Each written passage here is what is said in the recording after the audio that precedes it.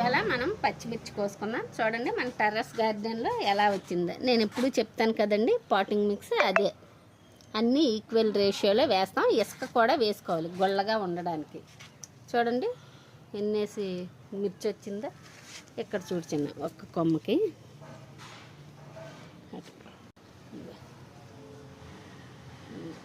ఎలా వచ్చిందో ఇంకొకటి చూపిస్తాను. ఇదిగోండి, ఇది కూడా మన ఇంట్లో విత్తనాలతో వేసిందే. ఎక్కువే వస్తున్నాయి, కాకపోతే ఇది వైట్ వచ్చింది, కారం లేదు. అందుకని ఈ పండు అయిపోయే వరకు ఉంచేస్తాను. ఇది హార్వెస్ట్ చేయను. ఇవి గట్టిగా ఉంటే ముదిరినట్టు, అప్పుడు తెంపుకోవాలి. మెత్తగా ఉంటే ఇంకా లేతగా ఉన్నట్టు. ఇది గట్టిగా ఉంది.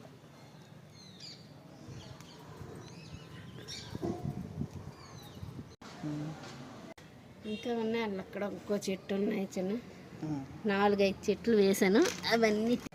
ఇవన్నీ లేతగా ఉన్నాయి. మనం ఇన్ని తీగా ఇంకా అవి ఉన్నాయి.